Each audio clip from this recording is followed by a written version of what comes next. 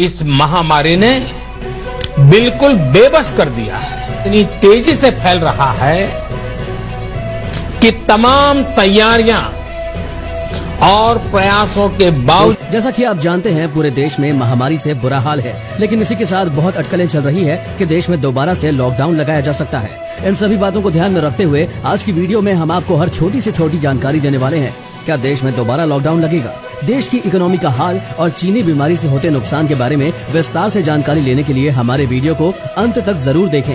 सबसे पहले चीनी बीमारी से संक्रमितों का आंकड़ा देख लेते हैं। तो पिछले 24 घंटों में 11,090 मरीज बढ़े। देश में अब तक 3,54,000 मामले हो चुके हैं और 1,86,935 लोग ठीक हो चुके हैं। इसी के साथ आज देखेंगे दोस्तों, अगर बिना मास्क के निकले घर से बाहर तो हो सकती है सजा, और साथ ही इतना जुर्माना। सरकार के नए नियम हुए लागू और कभी भी हो सकता है भारत चीन में युद्ध का ऐलान। अगर हुआ तो जानिए किसकी होगी जीत, ये है बड़ी वजह। साथ ही देखेंगे चीन को सबक सिखाने के लिए भारत इस्तेमाल कर सकता है इन 5 तरीकों का। जानिए क्या है ये, जानिए पूरी घटना। और हो सकता है पूरा देश फिर से हो जाएगा बंद, लग सकता है बड़ा लॉकडाउन। इसी के साथ अगर चली गई है लॉकडाउन के दौरान आपकी नौकरी, तो करें ये आसान काम, होगी अच्छी कमाई। दोस्तों, इन सभी खबरों को विस्तार से जानने के लिए बने रहिए हमारे साथ। तो सबसे पहले बिना देरी के लिए चलते हैं आपको हमारी आज की सबसे पहली बड़ी खबर की तरफ। अगर बिना मास्क के निकले घर से बाहर तो हो सकती है सजा और साथ ही इतना जुर्माना। सरकार ने नए नियम करे लागू। दोस्तों, आंध्र प्रदेश में मास्क न पहनने के लिए नियम जारी कर दिए गए हैं। सरकार ने निर्देश दिया है कि जो भी बिना मास्क के दिखाई देगा, विजयवाड़ा म्युनिसिपल कॉर्पोरेशन उससे 100 रुपए का जुर्माना लेगी। आंध्र प्रदेश सरकार ने लोगों में मास्क को लेकर जागरूकता बढ़ाने के लिए कुछ टीम भी बनाई है जो लोगों को इस विषय में जानकारी देंगे। महामारी में मास्क का कितना महत्व है, इसे दर्शाने के लिए आंध्र प्रदेश सरकार ने ये नियम बनाए हैं। आंध्र प्रदेश के डिस्ट्रिक्ट कलेक्टर ए मोहम्मद इम्तियाज ने एक इंटरव्यू देते हुए कहा, यदि कोई व्यक्ति मास्क पहने हुए नहीं दिखा तो उससे 100 रुपए का जुर्माना लिया जाएगा और साथ ही सार्वजनिक स्थल पर थूकने वालों पर भी कड़ी कार्यवाही की जाएगी। साथ ही जानिए भारत या चीन किसकी हो सकती है जीत। भारत और चीन के बीच सोमवार रात पूर्वी लद्दाख के गलवान घाटी में हिंसक झड़प हुई। इस दौरान भारत के एक कर्नल समेत 3 जवान शहीद हो गए। वहीं इस झड़प में 3-5 चीनी सैनिकों के भी मारे जाने की खबर है। दोनों देशों में हाई लेवल बैठकों का दौर जारी है और उधर ब्रिटेन की मीडिया ने इस झड़प को तीसरा विश्व युद्ध बताया है। भारत की तुलना में चीन कागजों पर ज्यादा ताकतवर है, लेकिन मौजूदा वक्त में भारत को कम आंकना चीन के लिए हो सकती है बड़ी गलती। अगर सैनिकों की बात की जाए तो चीन भारत से आगे है। चीन में 22,60,000 सैनिक है, वहीं भारत के पास 13,60,000 सैनिक है। चीन के पास सैनिकों को लाने ले जाने के लिए 1271 विमान है, जबकि भारत के पास ऐसे 676 विमान है। वहीं चीन के पास 1385 लड़ाकू विमान है। भारत के पास ऐसे विमानों की संख्या मात्र 809 है। चीन की तुलना में भारत के पास भले ही कम लड़ाकू विमान हो, लेकिन भारतीय वायुसेना की सहायता प्रणाली चीन से ज्यादा बेहतर है। भारतीय नौसेना के पास 3 विमान वाहक पोत हैं, जबकि चीन के पास सिर्फ 1 है। भारत के पास 15 पनडुब्बियां हैं, जबकि चीन के पास 68। ग्लोबल फायर पावर वेबसाइट के मुताबिक भारत और चीन की सैन्य शक्तियां दुनिया में चौथे और तीसरे स्थान पर है। ऐसे में जानकारों का मानना है कि चीन चाहकर भी भारत पर हमले के बारे में नहीं सोच सकता। अगर चीन कोई कदम उठाता है तो भारत की अपेक्षा चीन को ही होगा ज्यादा नुकसान।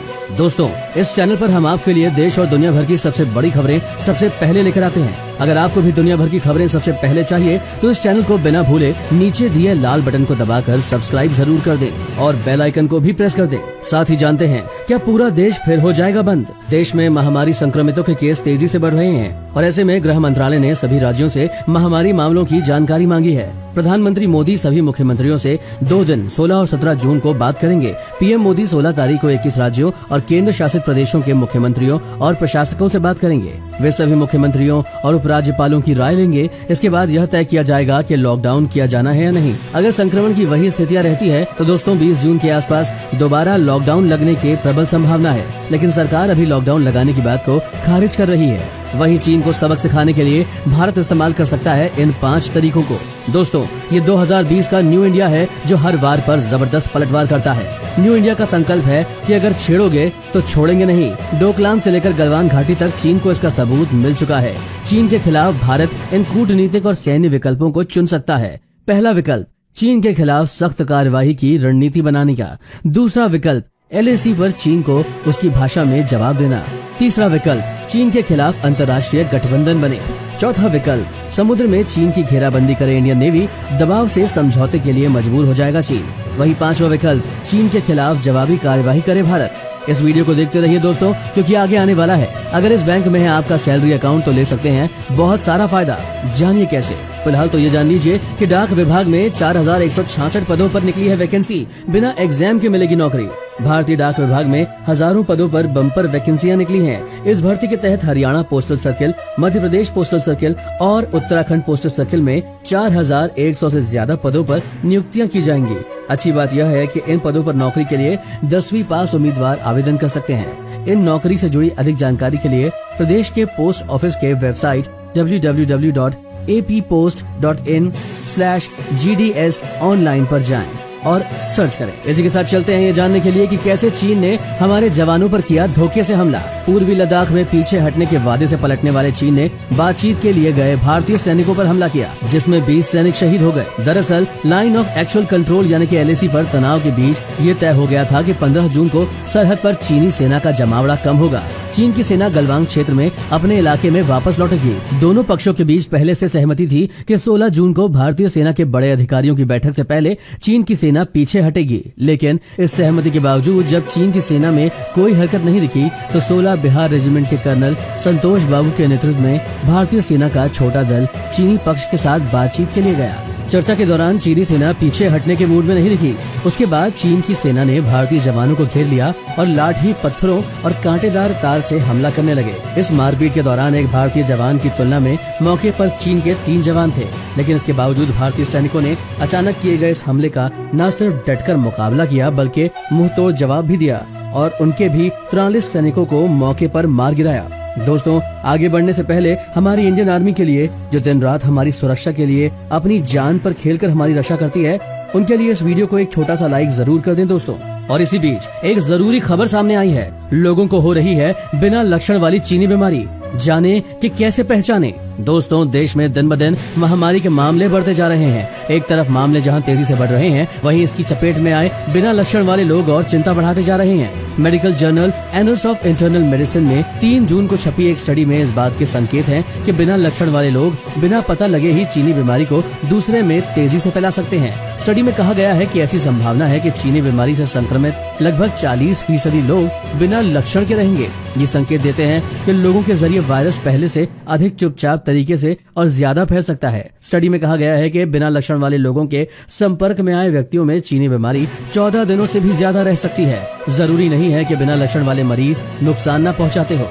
वहीं भारत चीन की लड़ाई में खुश हुआ पाकिस्तान के विदेश मंत्री शाह महमूद कुरैशी ने लद्दाख में चीन के साथ बढ़ते तनाव के लिए भारत को जिम्मेदार ठहराया है। पिछले महीने के अंत में जब भारत और चीन के बीच लद्दाख में तनाव की खबरें सामने आई तो कुरैशी ने भारत के हवाई स्ट्रिप्स और अन्य बुनियादी ढांचे के निर्माण को दोषी ठहराया।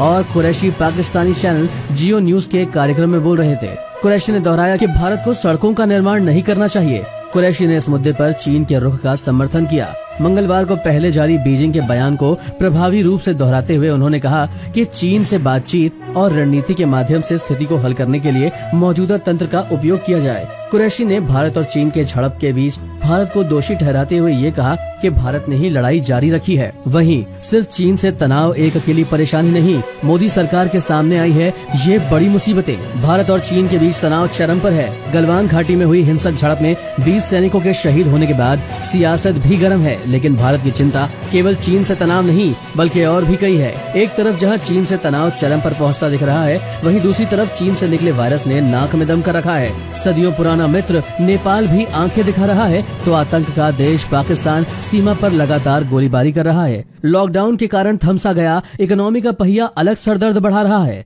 ऐसे में एक साथ सामने आ पड़ी इन चुनौतियों से मोदी सरकार कैसे निपटती है, सबकी निगाहें इसी ओर लगी है। बने रहिए दोस्तों, क्योंकि आगे आएगा 5 रुपए का पुराना नोट है तो बन सकते हैं करोड़पति। जानिए विस्तार से। साथ ही जानिए, अगर इस बैंक में है आपका सैलरी अकाउंट तो ले सकते हैं बहुत सारा फायदा। दोस्तों, ICICI बैंक ने एक नई सुविधा शुरू की है। इस सुविधा से उन लोगों को काफी राहत मिलेगी जिनकी सैलरी बैंक के खाते में आती है। बैंक ने इंस्टा फ्लेक्सी कैश नाम से ओवरड्राफ्ट की सुविधा शुरू की है। इसका फायदा उन लोगों को ही मिलेगा जिनकी सैलरी अकाउंट में आती हो। बैंक के मुताबिक ओवरड्राफ्ट के लिए अप्लाई करने के 48 घंटे के अंदर कस्टमर के खाते में पैसा ट्रांसफर कर दिया जाता है। इस सुविधा का लाभ लेने के लिए कस्टमर को बैंक में जाने की जरूरत भी नहीं होती। इसे घर बैठे बैठे इंटरनेट पर एक्टिवेट किया जा सकता है। इस सुविधा के जरिए कस्टमर अपनी सैलरी की करीब 3 गुना राशि का ओवरड्राफ्ट ले सकते हैं। और अब जानते हैं दोस्तों, 5 रुपए का पुराना नोट है तो बन सकते हैं आप करोड़पति।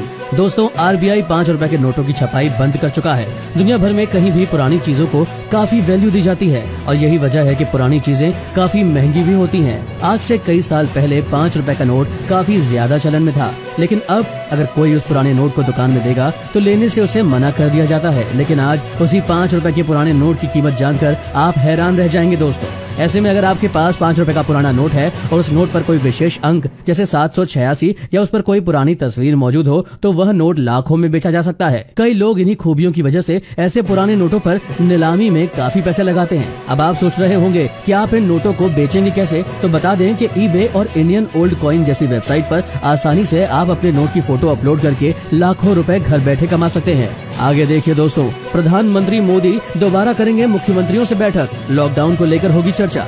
साथ ही जानिए, लॉकडाउन में घटी ड्राई फ्रूट की कीमत, कम पैसे में करिए काजू की पार्टी। लॉकडाउन के कारण मांग में आई कमी, बाजारों में सूखे मेवों के दाम बीते 3 महीने में 20% तक कम हो गए हैं। चाहे वह बादाम हो, काजू हो या पिस्ता, सबसे महंगा सौदा माने जाने वाले बादाम व अन्य सूखे मेवे 200 रुपए प्रति किलो तक सस्ते हुए हैं। अच्छी गुणवत्ता वाला बादाम जो 690 से 800 रुपए का था, वह अब 500 से 700 रुपए किलो में बिक रहा है। इसी तरह काजू 4 टुकड़ा 550 रुपए से घटकर 400 रुपए प्रति किलो हो गया है। पिस्ता की बात की जाए तो अच्छी गुणवत्ता वाला पिस्ता जो 1200 रुपए था, अब 1000 रुपए किलो तक बिक रहा है, यानी 200 रुपए की इस पर भी गिरावट आई है। वहीं दोस्तों, प्रधानमंत्री मोदी दोबारा करेंगे मुख्यमंत्रियों से मीटिंग, लॉकडाउन को लेकर होगी चर्चा।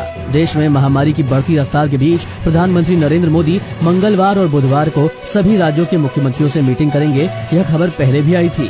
दोपहर 3 बजे से शुरू हुई ये मीटिंग, जिसमें कुल 21 राज्यों के मुख्यमंत्री हिस्सा लेंगे। इस दौरान कई राज्यों की मांग है कि लॉकडाउन में थोड़ी और ढील दी जाए और टेस्टिंग की दर बढ़ाई जाए। इस बातचीत से पहले कर्नाटक के मुख्यमंत्री बीएस येदियुरप्पा ने कहा था कि हम पीएम से कल लॉकडाउन में और ढील देने की मांग करेंगे। उन्होंने कहा कि लॉकडाउन को बढ़ाने का कोई प्लान नहीं है, यहाँ तक कि वीकेंड में भी लॉकडाउन को लागू नहीं किया जाएगा। और इसी के साथ आगे देखेंगे दोस्तों, मात्र 30 रुपए में सरकार की स्कीम से मिलेगा 5 लाख रुपए तक का मुफ्त इलाज। साथ ही जानिए दोस्तों, भारत चीन पर राहुल गांधी का आया बयान, कहा प्रधानमंत्री चुप क्यों।